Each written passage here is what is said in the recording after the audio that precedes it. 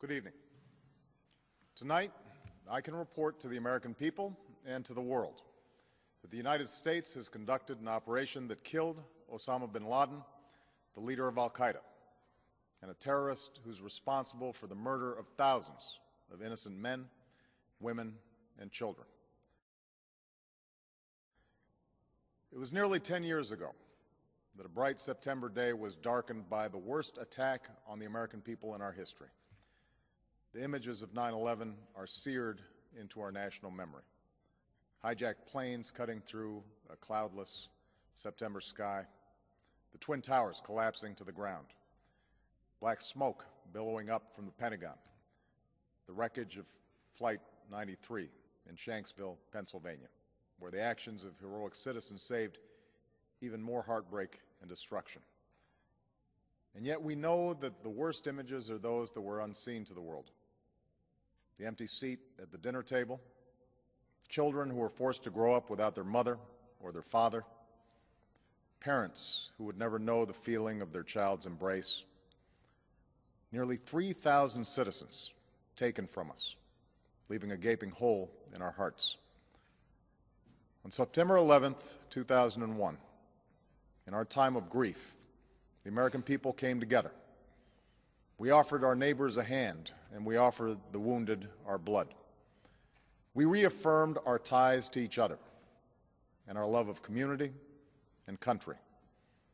On that day, no matter where we came from, what God we prayed to, or what race or ethnicity we were united as one American family. We were also united in our resolve to protect our nation and to bring those who committed this vicious attack to justice. We quickly learned that the 9/11 attacks were carried out by al-Qaeda, an organization headed by Osama bin Laden, which had openly declared war on the United States and was committed to killing innocents in our country and around the globe. And so we went to war against al-Qaeda to protect our citizens, our friends, and our allies. Over the last 10 years, thanks to the tireless and heroic work of our military and our counterterrorism professionals, we've made great strides in that effort. We've disrupted terrorist attacks and strengthened our homeland defense. In Afghanistan, we removed the Taliban government, which had given bin Laden and al-Qaeda safe haven and support. And around the globe, we worked with our friends and allies to capture or kill scores of al-Qaeda terrorists, including several who were a part of the 9/11 plot. Yet Osama bin Laden avoided capture and escaped across the Afghan border into Pakistan.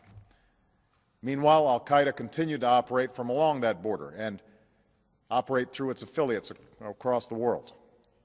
And so shortly after taking office, I directed Leon Panetta, the director of the CIA, to make the killing or capture of bin Laden the top priority of our war against al-Qaeda, even as we continued our broader efforts to disrupt, dismantle, and defeat his network. Then, last August, after years of painstaking work by our intelligence community, I was briefed on a possible lead to bin Laden.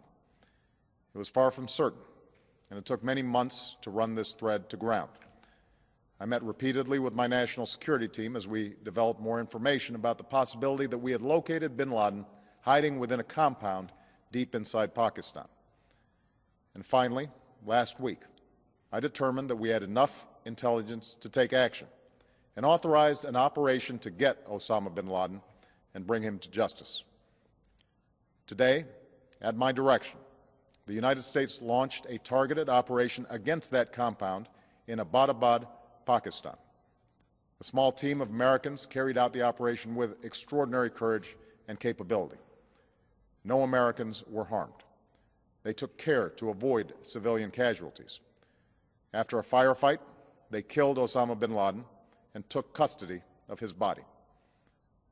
For over 2 decades, bin Laden has been al-Qaeda's leader and symbol, and has continued to plot attacks against our country and our friends and allies. The death of bin Laden marks the most significant achievement to date in our nation's effort to defeat al-Qaeda. Yet his death does not mark the end of our effort. There is no doubt that al-Qaeda will continue to pursue attacks against us. We must and we will remain vigilant at home and abroad. As we do, we must also reaffirm that the United States is not and never will be at war with Islam. I've made clear, just as President Bush did shortly after 9/11, that our war is not against Islam. Bin Laden was not a Muslim leader. He was a mass murderer of Muslims. Indeed, al-Qaeda has slaughtered scores of Muslims in many countries, including our own. So his demise should be welcomed by all who believe in peace and human dignity. Over the years, I've repeatedly made clear that we would take action within Pakistan if we knew where bin Laden was. That is what we've done. But it's important to note that our counterterrorism cooperation with Pakistan helped lead us to bin Laden and the compound where he was hiding. Indeed, bin Laden had declared war against Pakistan as well and ordered attacks against the Pakistani people. Tonight, I called President Zardari, and my team has also spoken with their Pakistani counterparts. They agree that this is a good and historic day for both of our nations. And going forward, it is essential that Pakistan continue to join us in the fight against al-Qaeda and its affiliates. The American people did not choose this fight. It came to our shores and started with the senseless slaughter of our citizens. After nearly 10 years of service, struggle, and sacrifice, we know well the costs of war. These efforts weigh on me every time I, as Commander-in-Chief, have to sign a letter to a family that has lost a loved one, or look into the eyes of a service member who's been gravely wounded. So Americans understand the costs of war. Yet, as a country, we will never tolerate our security being threatened, nor stand idly by when our people have been killed. We will be relentless in defense of our citizens and our friends and allies. We will be true to the values that make us who we are. And on nights like this one, we can say to those families who have lost loved ones to al-Qaeda's terror, justice has been done. Tonight, we give thanks to the countless intelligence and counterterrorism professionals who've worked tirelessly to achieve this outcome. The American people do not see their work nor know their names, but tonight they feel the satisfaction of their work and the result of their pursuit of justice. We give thanks for the men who carried out this operation, for they exemplify the professionalism, patriotism, and unparalleled courage of those who serve our country. And they are part of a generation that has borne the heaviest share of the burden since that September day. Finally, let me say to the families who lost loved ones on 9/11 that we have never forgotten your loss, nor wavered in our commitment to see that we do whatever it takes to prevent another attack on our shores. And tonight, let us think back to the sense of unity that prevailed on 9/11. I know that it has at times frayed, yet today's achievement is a testament to the greatness of our country and the determination of the American people. The cause of securing our country is not complete, but tonight we are once again reminded that America can do whatever we set our mind to. That is the story of our history.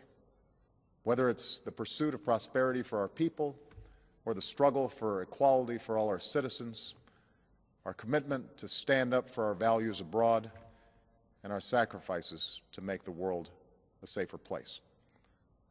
Let us remember that we can do these things not just because of wealth or power, but because of who we are. One nation, under God, indivisible, with liberty and justice for all. Thank you. May God bless you, and may God bless the United States of America.